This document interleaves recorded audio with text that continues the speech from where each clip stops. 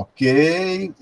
Bom dia, boa tarde, boa noite a toda a audiência, a quem estiver assistindo esse mais um toque do Grupo de Finanças Digitais da UFPE, um grupo certificado pelo CNPq, aprovado por 2 departamentos da UFPE, o Departamento da Economia e o Centro de Informática do curso Sistema de Informação.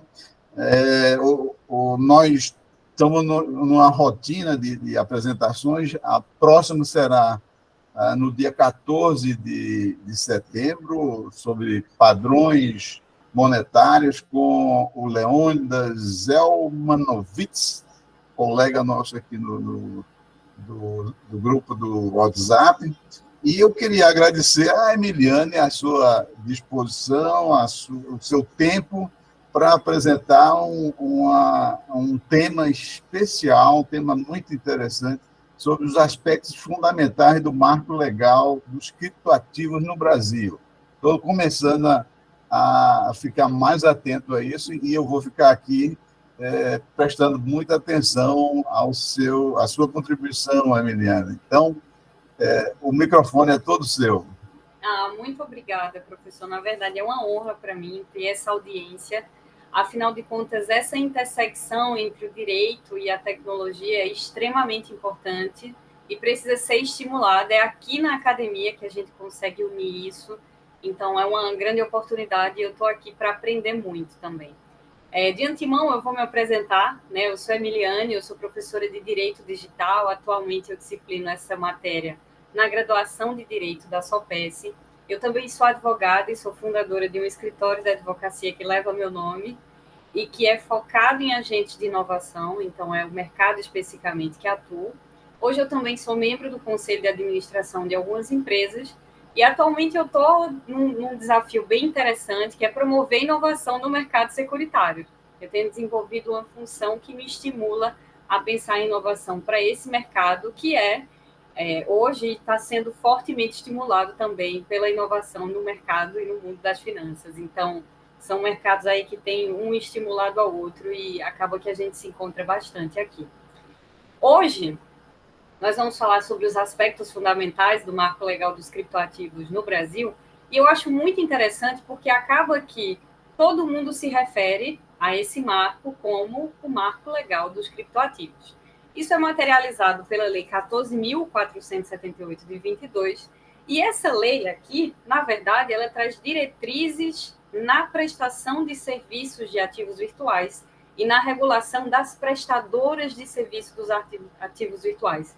Ou seja, embora todo mundo conheça como o marco legal dos criptoativos, a lei está muito mais preocupada com a prestação do serviço e com as prestadoras de serviço. E embora isso pareça pouco ousado ou até temeroso por parte do Estado, através da função legislativa, na verdade, isso foi uma escolha consciente do legislador, é uma opção metodológica. Não é a primeira vez que o nosso legislador faz essa opção, não é a primeira vez nem o primeiro país que faz essa opção. A justificativa que o legislador utiliza é de que, na verdade, optar por esse viés metodológico de focar em quem presta o serviço, na empresa, no serviço propriamente dito, é um caminho que não vai impedir a inovação e a prosperidade do conteúdo, do objeto em si, que são os criptoativos. Então, se essa justificativa é plausível, a gente pode discutir bastante, mais ou menos, é a justificativa utilizada pelo legislador que adota essa metodologia. Antes de entrar em quais são esses fundamentos principais aqui que a gente vai conversar, eu acho muito importante trazer para vocês como o direito, os acadêmicos do direito, veem a regulação. Especificamente porque vira e mexe eu vejo no nosso grupo de pesquisa algumas discussões sobre o papel do Estado e não só no nosso grupo de pesquisa, em qualquer lugar. É muito comum a gente ver e até se sentir motivado em discutir também o papel do Estado na regulação em diversas atividades. Mas aqui é muito importante a gente entender qual é a perspectiva regulatória para a gente entender a lei como produto desse cenário. Portanto, a gente precisa estudar o Estado regulador e, a partir da percepção desse Estado regulador, a gente entender como esse Estado impacta a função do direito e como a forma como ele produz o direito e como ele aplica o direito. Então, perceber o Estado, a sua forma de atuação através da regulação é uma forma da gente entender como o direito é produzido e como ele é aplicado. O objetivo disso aqui é realmente a gente entender as escolhas do legislador, e por isso optei trazer isso aqui como introito. Basicamente, em termos socioeconômicos, o direito foi alavancado num período, em um período vasto ali do século XIX a XX. Então, a ciência do direito é fortemente alavancada nesse período, que tem uma contradição de Estado sob a perspectiva socioeconômica. Nesse período, a gente consegue identificar o Estado liberal clássico e o welfare state. Cada um desses estados tem uma forma de ver, de produzir e de usar o direito. No Estado liberal clássico, a gente pode identificar fatores como a legalidade sendo o centro de tudo. É aqui que a gente começa a construir o direito como o império da lei, a gente começa a produzir um monte de ato normativo, e acredito que essa é a percepção de vocês, de que tem lei demais e que, se brincar, a gente nem sabe as que tem. Essa conjuntura de vamos acreditar na codificação, vamos acreditar que a lei pode resolver os problemas, vem no intuito de coibir o arbítrio dos governantes. Aqui a gente exige um comportamento absenteísta do Estado. Quanto menos o Estado intervém, melhor para a sociedade como um todo. Temos aqui um Estado contido pela lei e isso é tido como sinônimo de segurança jurídica. Pouco depois, sabendo nós que isso nunca tem um marco certo, é bem fluido, nós vivenciamos o estado de bem-estar social, ou ao menos preconizamos viver, e aqui nós temos um Estado como um Estado provedor de direitos. Aqui a gente não quer mais uma atividade absenteísta do Estado, a gente viu que isso pode gerar desigualdades. Então é necessário que o Estado tenha, em verdade, uma atuação proativa em promoção da justiça social. Aqui nós queremos o Estado intervencionista. A ciência jurídica foi construída, fortemente construída, justamente no meio desse choque de concepções. Sabemos que existem outras formas de Estado, mas essas duas foram o pano de fundo do momento em que nós desenvolvíamos a ciência jurídica e todos os seus ramais, se é que podemos chamar assim. Então, a construção da nossa ciência jurídica ocidental, e aqui trazendo especificamente Brasil, é fortemente estimulada e usa muito como raiz o que foi produzido em países como os Estados Unidos e a França, e a gente vive nesse conflito a ponto de ser possível encontrar um pouco de instituto de cada um desses lugares que tem ideias de Estado bem diferentes em períodos diferentes. Aqui eu trouxe a regulação, um conceito de regulação estrategicamente encontrado no site do Senado Federal, e por isso que eu trouxe para vocês. E a partir desse conceito é possível a gente perceber que na nossa percepção de regulação, como estudamos na graduação de Direito, há uma mescla muito forte de atividades que são nodais de cada forma de Estado. Então, aqui a regulação implica a integração de diversas funções, no sentido de impor atividade econômica, regras estáveis que visem o devido desenvolvimento da atividade, considerando os interesses das diversas forças sociais envolvidas. Aqui a gente já viu nuances das duas formas de enxergar o Estado sob a perspectiva socioeconômica. Cabe ao Estado estabelecer as regras, trazer estabilidade, previsibilidade, eficiência e também estabelecer o equilíbrio dos interesses envolvidos. Aqui uma tarefa bem difícil, evidenciando a complexidade do que é regular, né? A atividade regulatória do Estado é desenvolvida através de funções atribuídas aos três poderes. Especificamente, a função normativa é muito nítida quando a gente fala de regulação. E aqui, quando eu falo de função normativa, eu trouxe espécies que a gente vê diuturnamente impactando o mercado cripto. Destaquei leis, por ser um ato normativo nessa cadeia que tem superioridade, ou seja, resoluções, instruções normativas e orientações não podem contrariar as leis, mas a gente sabe muito bem que essas outras formas normativas acabam trazendo especificidades que a lei não traz. A lei é um pouco mais genérica, embora tenha mais força que esses outros atos normativos, que a gente vê a CVM, o Banco Central, a Receita Federal produzindo. E todos esses atos são fontes do direito e precisam conviver como ato normativo e, por conseguinte, regulatório. Aqui eu trago um breve histórico de como foi que essa lei foi produzida. De antemão, existiam vários projetos de lei. tá? E o que nós encontramos aí na lei que a gente chama de Marco Legal dos Criptoativos é, na verdade, a junção de outros projetos de lei. Há pouco tempo, eu pesquisei no Senado Federal e eu descobri que existem 97 projetos de lei que podem impactar ainda o mercado cripto. Então, não para por aí, né? E a gente consegue vislumbrar isso não só no que o legislador está fazendo, a gente pode encontrar isso também nas funções regulatórias do Banco Central, Receita Federal, CVM, todos estão bem ativos na produção de conteúdo regulador. Aqui eu trago quais seriam os aspectos fundamentais dessa lei, na minha percepção. Um primeiro ponto que a gente não pode deixar de passar, inclusive porque todos os dias a gente recebe muita notícia sobre o que está acontecendo no mercado cripto e como o Estado tem se posicionado.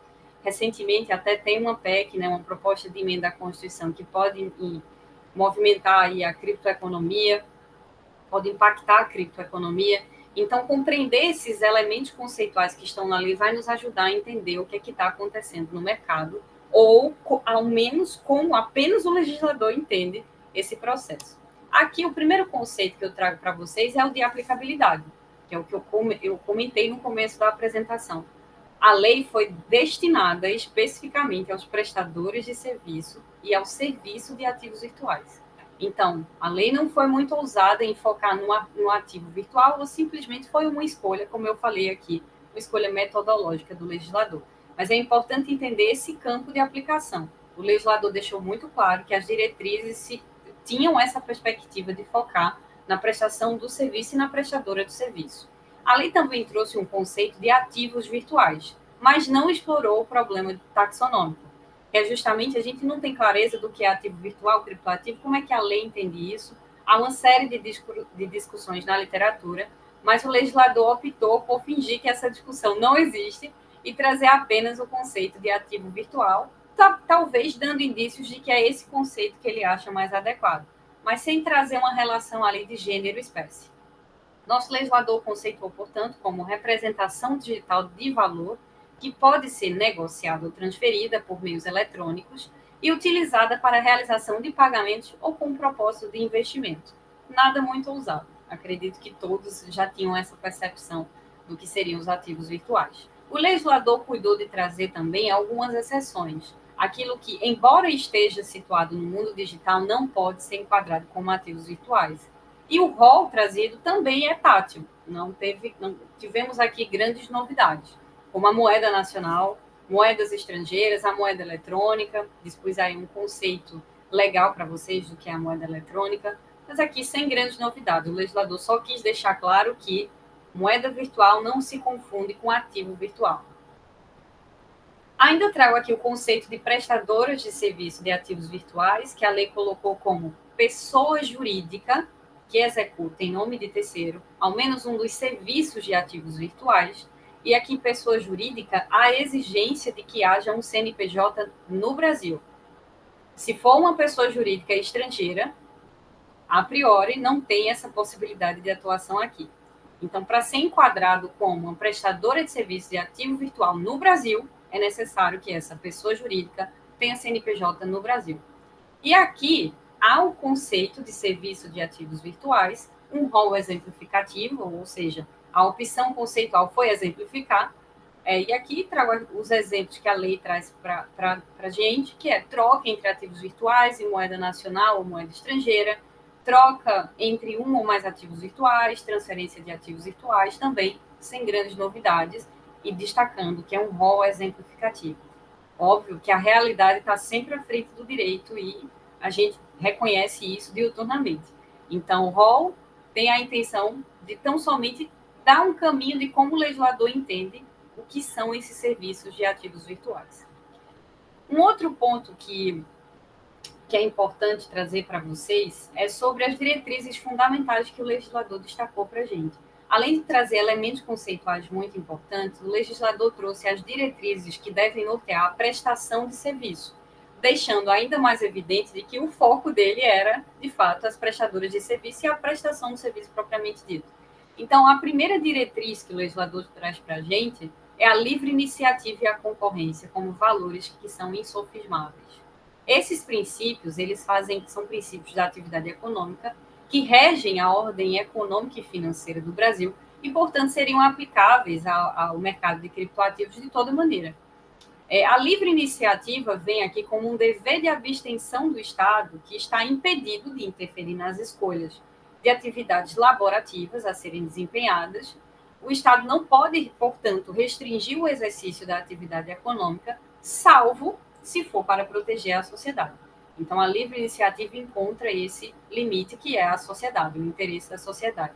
E a livre concorrência, que é sempre apresentado junto com a livre iniciativa, dentro do que se entende como princípios reitores da atividade econômica, significa que qualquer pessoa é livre para exercer a atividade econômica, desde que ela não inviabilize a concorrência, sabendo nós que existem exceções que permitem o monopólio, mas essas exceções precisam ser previstas a nível de exceção. Então, a regra é que a concorrência precisa ser respeitada, sendo o monopólio uma exceção que exige previsão. Aqui eu trago uma outra diretriz, que é governança, transparência e abordagem baseada no risco.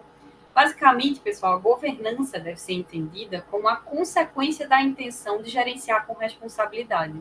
E essa intenção tem que estar materializada através de uma conduta disposta a se adequar a fim de agir de maneira responsável, sabendo que o mercado caminha, se o mercado caminha porque a sociedade está mudando, se a sociedade muda, o direito, que é a ciência que rege as relações sociais, também precisa mudar. Então, esse processo de exigência de governança e transparência também vai sofrendo mudanças e o prestador de serviço precisa estar atento a essas diretrizes e estar sempre disposto a se adequar a fim de agir de maneira responsável. Aqui é muito importante exigir do prestador de serviço, e ele ter consciência dessa exigência, de que ele tem que dar clareza e ter clareza dos riscos que seu negócio traz. E ele tem o dever de gerenciá-los, seja extinguindo ou minorando. A gente pode visualizar uma implicação prática disso aqui no zelo que nós temos que ter com os consumidores e usuários que acessam o serviço que envolvem ativos virtuais. Então, nós temos que deixar muito claro quais são as desvantagens, os problemas possíveis. Isso é uma exigência legal, é uma diretriz fundamental que o legislador colocou para a gente. Um terceiro ponto é a segurança da informação e a proteção de dados pessoais. Aqui, é necessário que a prestadora de serviço tenha uma série de ações destinadas a impedir o acesso indesejado a dados da organização e, acaso esse acesso aconteça, que haja uma estratégia robusta de gerenciamento desses riscos. É muito importante trazer aqui a necessidade, a cada dia que passa, de desenvolver um sistema mais sólido de proteção de dados pessoais. Isso porque, e aqui eu falo numa perspectiva negocial mesmo, vamos pensar em negócio. A possibilidade de sofrer uma sanção pecuniária, às vezes, é o de menos, quando a gente fala de vazamento de dados. Às vezes, sanções em face da imagem da empresa, que uma delas é a possibilidade de dar publicidade à infração. Então, imagina, tua empresa ter publicizada que ela violou a Lei Geral de Proteção de Dados. E é possível até uma sanção que impeça a continuidade do negócio, como a proibição de exercer atividades relacionadas ao tratamento de dados. Então, às vezes, sofrer uma sanção pecuniária é o de menos. Às vezes, você pode sofrer consequências mais desastrosas. Então, por isso, a importância de ter isso como base da prestadora de serviço, inclusive em razão dos fatores concetâneos da era digital que nós estamos inseridos. A proteção e defesa do direito de consumidor, que também são princípios da ordem econômica, vem aqui para a lei que regula, né, a prestação de serviços de ativos virtuais, com o intuito de proteger o consumidor frente ao sujeito que tem maior poder econômico. A lógica é que, se você tem uma empresa, e essa é a lógica que permeia toda a defesa do direito do consumidor, é que se você tem uma empresa que tem ali toda uma potência econômica maior do que a do consumidor, não só econômica, como de poder de influência, de informação, essa figura que está em uma posição díspare precisa ser protegida. Então, como que eu posso proteger? Será que eu não posso trazer uma linguagem mais acessível? descrever as atividades que estão envolvidas em todo o processo da prestadora de serviço com clareza, descrever esses direitos que são conferidos, até disponibilizar materiais de apoio. Eu acho até muito rico que essas prestadoras de serviço comecem a vislumbrar a possibilidade da produção de conteúdo, da educação do público, como um dos mecanismos ali inseridos no seu core business, até porque está no dia a dia, tem que estar atento ao que está acontecendo no mercado. Produzir conteúdo pode ser uma estratégia inteligente. E, por fim, não que essa seja a última diretriz posta na lei, mas eu elenquei aqui as que poderiam ter um maior impacto nesse momento, é a prevenção à lavagem de dinheiro, que é uma das maiores preocupações dos agentes regulatórios, que hoje, inclusive, nós temos órgãos internacionais como a OCDE, o FMI e até o GAF extremamente preocupados em como regular isso aqui, até porque nós sabemos o tanto que os criptoativos já foram utilizados como ferramenta para isso. Então, isso mostra um apetite de realmente promover a segurança através do uso da atividade econômica da prestadora de serviço. Então, a prestadora de serviço precisa ter esse apetite de evitar que, através dela, o consumidor venha a lavar dinheiro ou até praticar atos terroristas. E aqui eu preciso destacar, e já vou me encaminhando para o fim da minha apresentação, mas preciso destacar uma delicadeza. Hoje, é muito difícil a gente construir uma estrutura de governança robusta de prevenção à lavagem de dinheiro, porque para esses órgãos internacionais, que são quem emitem os atos recomendatórios para a prevenção à lavagem de dinheiro, ainda é muita novidade. Então, há muitas diretrizes que não são facilmente aplicáveis aos criptoativos, não são facilmente aplicáveis ao blockchain, por exemplo.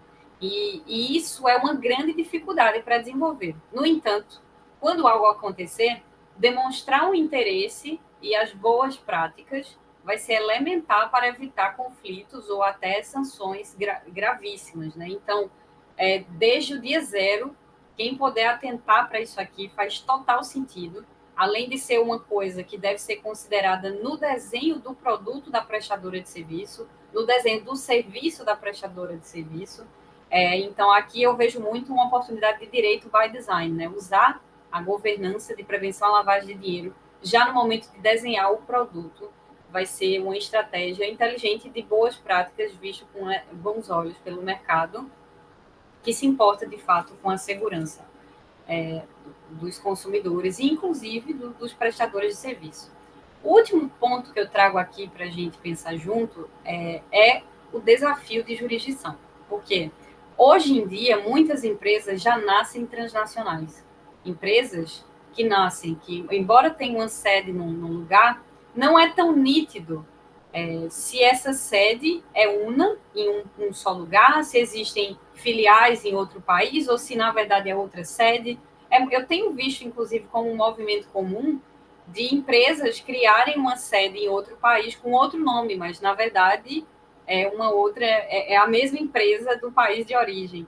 E isso mostra a confusão que nós estamos inserindo esse empreendedorismo que não tem o território como barreiras, e que para o direito correr atrás disso está sendo difícil, está sendo um grande desafio compatibilizar essas várias jurisdições.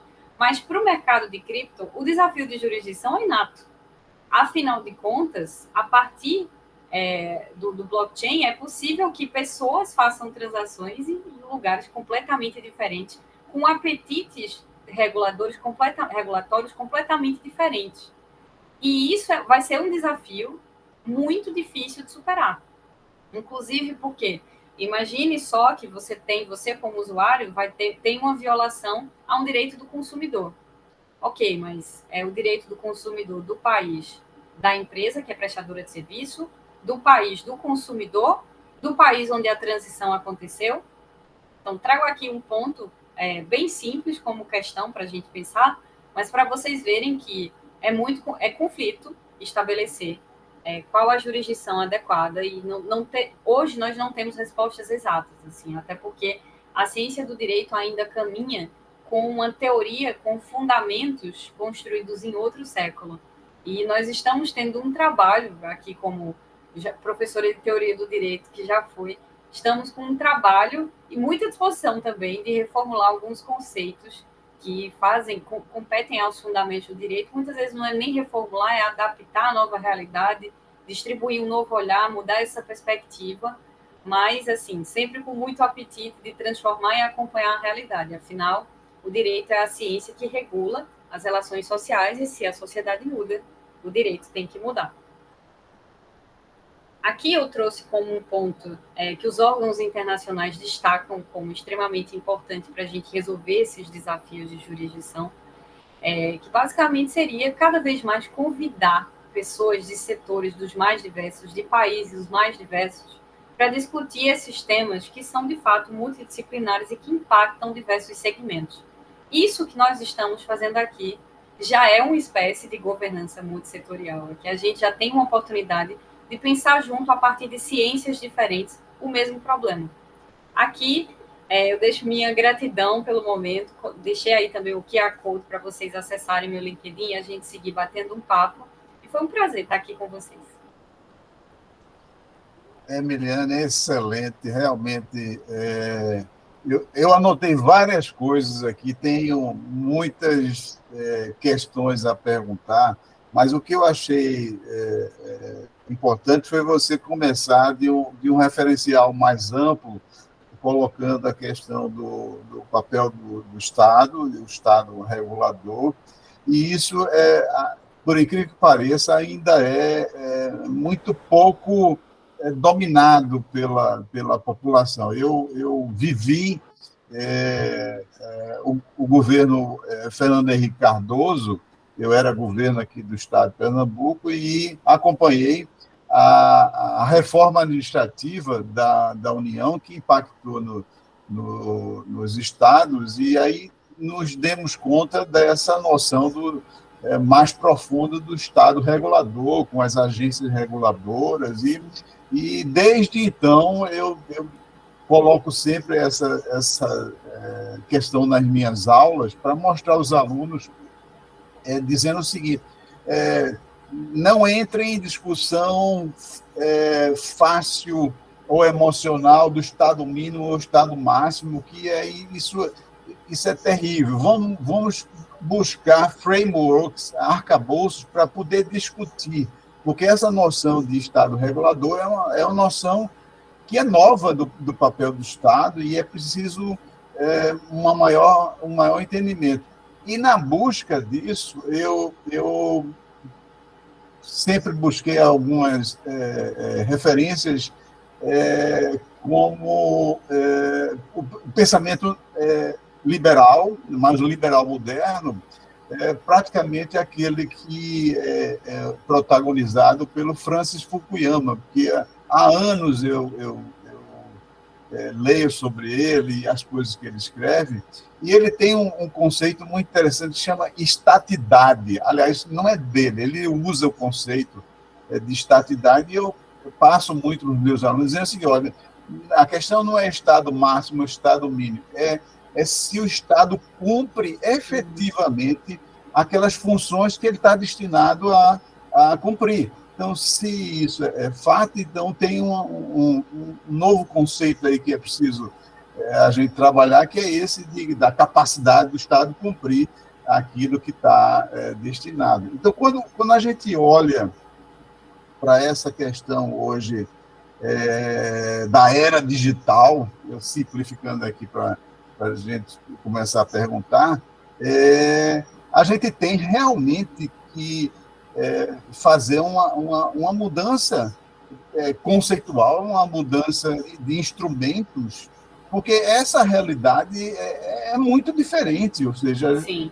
A gente tem realmente tido um certo êxito na apropriação pela sociedade dessa nova realidade, e aqui eu falo de cadeirinha do surgimento da internet. Eu ajudei lá no início do Comitê Gestor da Internet, lá em 95. Então, aqui com os professores daqui de Pernambuco também e outros do Brasil, essa noção de criar algo da era digital sem a necessidade do governo interferir tanto. E aí a noção de governança ficou muito clara na minha vida, porque a gente fez a internet e ela existe com a sua governança e ninguém sente praticamente, porque o negócio é tão prático e tão usual que as pessoas não ficam pensando em como as regras estão sendo definidas. Agora, a gente está entrando num patamar de era digital em que não é somente uma economia de informação clássica, como foi a primeira, a Web 1.0, como estava classificando. Né? A gente já passou pela Web 2.0, onde a gente lê, escreve e faz algumas coisas, mas agora essa de transferência de valores, de ativos, isso modifica uma série de coisas da realidade social e econômica, cujo instrumental jurídico não está aderente, não está adequado. Então, como é que você vê essa velocidade de produção de bens digitais, essa tokenização, que é um negócio assim avassalador? Eu creio que uma grande maioria das pessoas ainda não esteja sentindo, mas tem uma camada de profissionais que já está muito consciente de que essas oportunidades estão vindo e o direito ainda não está cristalizado nessas relações. Então, como é que você imagina que essa legislação ela é suficiente? Que outras dimensões seriam necessárias para a gente pensar daqui para frente para que o direito não seja tolhido por grupos de interesse? É aonde que eu quero chegar. Uhum. Em todos os setores, existem aqueles segmentos que têm interesses investidos. Então, quando a gente vê que o Estado regulador começa a ganhar sentido, tem também nós temos que ter um cuidado de que quem regula o regulador. E quem regula o regulador são esses interesses investidos. Então, qual é a sua leitura nessa direção? Maravilha, excelente pergunta. Na verdade, é muito importante a gente pensar que nós sempre associamos o direito ao Estado, mas o direito antecede ao Estado como forma de organização social. Nós já tivemos outras formas de nos organizar, mas do Estado moderno para cá, a gente não conseguiu pensar em outra forma de se organizar. E o que é mais curioso, nós ainda vivemos o mesmo conceito de Estado moderno, aquele que é composto por soberania, território, povo. O que é soberania no mundo em que as relações são extremamente fluidas e que eu tenho um Estado que, às vezes, tem ingerência em bens que estão em outro? Né? Então, o que é território se hoje eu posso fazer uma transação com outro país, mesmo que não tenha essa moeda, não tenha lastro em outro Estado ou no meu, e que as pessoas estejam, inclusive, em um terceiro Estado? Então, a própria concepção de Estado, que é o que a gente ainda identifica como esse agente promotor da regulação social, já não é adequada há muito tempo. A gente já está vivendo de maneira defasada há muito tempo. A forma como eu vislumbro, como o Estado vai acompanhando essas mudanças, é que, até então, por sorte, ou talvez por maturidade mesmo, é que às vezes eu não acredito muito nessa maturidade, mas por sorte ou por maturidade, nós temos funções estatais separadas e a gente fica apostando no movimento dessas funções, em que ora uma pesa mais que a outra, e a partir desse movimento, dessa dança, a gente vai encontrando o equilíbrio. Então, se no momento a gente tem uma instância legislativa produzindo norma, produzindo ato normativo de regulação, determinado poder com mais força, determinadas linhas de pensamento com mais força, nós possivelmente teremos um judiciário com outro posicionamento, que pode vir a declarar aqueles atos inconstitucionais. Então, essa dança vai acontecendo de modo que a gente se sente um pouco, ou pelo menos acredita que é possível estar um tanto mais seguro. Mas trazendo aqui como um contraponto, e eu já destaco que talvez isso seja uma realidade da minha bolha, né? Estamos todos inseridos em bolhas. Eu tenho um grande orgulho, por um lado, dos meus colegas de trabalho, porque é muito comum, ao existir uma forte mudança social em qualquer área, agora nós estamos falando aqui de finanças digitais, é muito comum nós encontrarmos pessoas que são formadas em direito, que atuam com o direito, que se interessam pela área e começam a produzir junto, a colar junto, saber o que está acontecendo. Esses agentes, que muitas vezes compõem micro-organismos, têm uma potência absurda nesse processo. Porque são esses agentes que muitas vezes vão discutir o projeto de lei lá no Congresso Nacional. São esses agentes que muitas vezes vão fazer audiência pública, que possivelmente vão ser os advogados de defesa em uma ação ou de acusação em uma ação que esteja sendo discutido algum dispositivo legal que impacta o tema que nós estamos tratando aqui. E esses agentes, que são muitas vezes agentes privados, às vezes estão ali em micro-organismos, mas têm uma potência enorme. A própria lei que nós discutimos aqui hoje é resultado de ações assim. Nós temos também a regulação da inteligência artificial sendo produzido nessa linha, com muito apoio dessas audiências públicas, já para ouvir tanto profissionais do direito que estão acompanhando o que está acontecendo, como profissionais de outro setor. E eu acredito que isso aqui que nós estamos conversando é um caminho sem volta. Não tem como a gente mais esperar viver no mundo em que as finanças digitais vão ser minoradas ou vão ter um espaço reduzido. O ponto é como que isso vai se dar. E até lá, enquanto o direito não tiver normas específicas, que em certa medida é até bom que haja um certo grau de abstração, justamente para a gente compor ali esses conceitos indeterminados com a realidade. Até que isso aconteça, ainda há institutos da tradição do direito, que, como eu falei aqui, podem ser interpretados a partir dessa nova perspectiva. Então, aqui, mais uma vez, demandando do jurista, dos aplicadores, essa boa vontade, essa disposição de entender o que está acontecendo e perceber que a vida é daqui para frente. Não existe mais vida sem finanças digitais. Ao menos, eu não sei se nós teremos sucessores na linha reconhecida pelo direito que não viverão isso. Então, é daqui para frente. Me permita estender um pouquinho essa discussão, porque quando você fala desses agentes privados que têm uma potência enorme, você está falando de ações individuais da sociedade civil, independentemente das instituições estabelecidas. É isso que você está falando? Isso, independente das instituições estatais mesmo. Hoje nós temos até associações que a gente pode chamar de ação individual por não estar ali associada ao Estado, né? Mas ali você encontra uma coletividade. Hoje nós temos associações que produzem conteúdos extremamente importantes para o mercado, né? Especialmente para a criptoeconomia. E nós do direito também estamos acompanhando o que esse pessoal está produzindo, porque é isso que vai ditar o que é. A AB Cripto, por exemplo, ele está colocando aqui nos comentários. Hoje, inclusive, eles emitiram um documento extremamente importante sobre a PEC, que impacta ali a criptoeconomia e pode trazer implicações tributárias. Mas, em suma, esse pessoal está tendo uma importância absurda.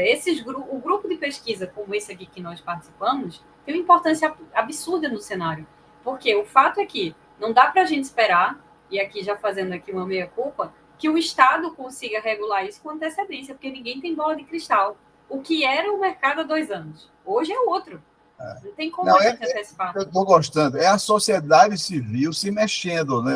Tentando. E aí eu dou meu próprio depoimento que eu passei a ser um leitor do Instituto de Advogados de São Paulo. E eu peguei uma discussão que eles estavam levantando e isso me remeteu a um paper do BIS, que é o Banco de International Settlements, e lá dentro tem um texto muito interessante, depois eu boto aqui no nosso grupo, que é uma nova concepção da regulação, onde você observa a regulação das entidades e a regulação dos serviços e das áreas de atuação. Então, são duas instâncias e você está salientando que a legislação, essa lei 14.478, privilegia esse enfoque, né? Ou seja, as entidades e as áreas, e quem presta serviço e o prestador, perdão, o que é que está prestando, né? Ou seja, qual é a área da atuação. Sim, e quando a gente vai para nível internacional, esse relacionamento entre órgãos e multissetores, não só órgãos, mas multissetores, é muito nítido. Assim, a gente tem a OCDE, por exemplo, que hoje tem o foco de atuação em comércio e desenvolvimento, já traz alguns informes que são importantes para o mercado cripto, né? Este ano eles já tiveram um evento que foi focado no mercado digital como a intersecção e os direitos que estão ali envolvidos nessa relação. E para fazer isso, eles convidam pessoas de diversos setores e de diversos estamentos, estatais e não, e privado, inclusive influenciadores digitais. Eu vejo realmente um apetite de promover um debate mais diverso, e isso é elementar para a fase que nós estamos vivendo. Agora eu vou fazer a pergunta provocativa. E tem sentido, então, uma moeda soberana? Eu acho que não tem faz um tempo já, né? Nós estamos na era da descentralização. O consumidor gosta de descentralização. Nós temos nos sentido seguros com a descentralização. Então, por que ficar justificando algo que até então parece que interessa mais ao Estado? E aí a gente pergunta, será que é aquele Estado do Estado moderno? Ou se a gente atualizar esse conceito, ele também se interessa, sabe? Eu acho que tem muita coisa para a gente pensar ainda. Muito bom, gostei. Realmente é uma perspectiva nova que terá que confrontar com interesses muito cristalizados, né? Porque essa visão do território, né? Essa coisa é muito arraigada e a gente não está mais nesse mundo. Então, é bom saber que vocês estão nessa perspectiva e bem aderente ao movimento da tecnologia, né? Porque o blockchain é isso. Você tem que agora estar antenado com essas coisas dos contratos digitais, das organizações descentralizadas, os DAOs da vida, e isso aí é um negócio totalmente novo. Nilson. Oi, professor. Só um comentário rapidinho sobre esse ponto. Primeiramente, parabenizar a Emiliane pela brilhante exposição. Muito massa. Parabéns. E também, sobre esse ponto que vocês mencionaram, assim, os nerds de blockchain ao redor do mundo, eles já estão pensando em criar seus próprios estados-nações, sabe? Que vão residir virtualmente no blockchain. Por exemplo, tem um livro que se chama The Network State, que meio que tem virado a bíblia desse movimento, sabe? Que eles já estão pensando, por que não criar nosso próprio país, com a nossa própria moeda, virtualmente e todos os serviços e todos os poderes seriam cristalizados na forma de DAOs que vão residir no blockchain, sabe? Então, daqui a pouco isso acontece aí. Ele puxando a revolução. Eu só estendendo a discussão, eu fiz nessa semana uma newsletter tratando de um livro que foi feito por um professor de economia reconhecido, e ele fez uma comparação entre padrões monetários, o padrão ouro, o padrão Fiat e, segundo ele, o padrão Bitcoin. E aí postei num dos grupos lá do nosso colega Courtney. Mas eu recebi pense num lugar entrincheirado. Como? O Bitcoin não é padrão monetário. Ou seja, as pessoas não estão nem abertas para a reflexão de outros especialistas que estão levantando a possibilidade de estudar um padrão diferente. Então, você tem muita razão em que nós estamos numa transição do direito também, ou seja, não é só da sociedade. Aliás, deveria ser quase que natural aceitar que a sociedade está se transformando, o direito também se transicionaria. E depois eu vou mandar para vocês, vou botar aqui, um talk de um dos criadores do Vale do Cripto, lá na cidade chamada Zug, na Suíça. É um talk muito interessante, é um TED Talk, onde ele aponta os 4 pilares da sociedade descentralizada. Então, ele vai dar... Eu não vou dar o spoiler aqui, não, senão perde a graça. Mas, de fato, a gente está transicionando para uma sociedade onde o que ele chama tecnologia da confiança. Então, ele mostra que, até então, tudo que nós fizemos foi utilizando sistemas baseados em humanos. Agora, com a tecnologia, a gente está construindo coisas que estão sendo baseadas em tecnologia. Então, a possibilidade de escalar é enorme. Então, aí ele vai falar da possibilidade de vivermos num planeta de 8... Ele não disse 8 bilhões, isso eu estou colocando. Então, de uma sociedade gigante como essa nossa, mas de forma descentralizada, e não mais nessas estruturas hierarquizadas que nossa geração, a de vocês mais jovens, conviveu. Então, estamos caminhando realmente para coisas mais descentralizadas, e o direito está aí com a gente. Sim, sim. Edmilson, tem mais alguma coisa? Só agradecer a Emiliane pela participação, obrigado pela presença, pela aula, e o nosso grupo está bombando, né, professor? Olha, eu não diria dessa forma. Eu sei que tem muita pessoa falando, né? Então isso aqui é interessante.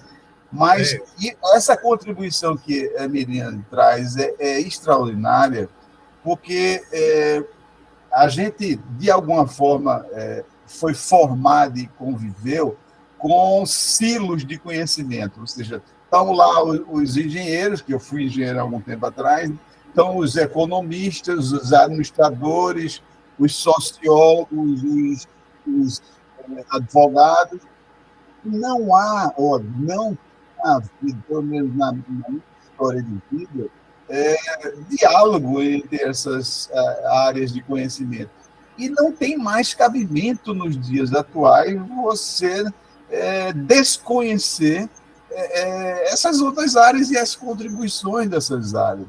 Então, eu fico muito feliz em estar vivendo num momento em que essas fronteiras e essas divisões estão se desmoronando, e cada vez mais a gente está reconhecendo. Isso eu estou falando assim de forma geral, porque na economia isso já vem de longa data.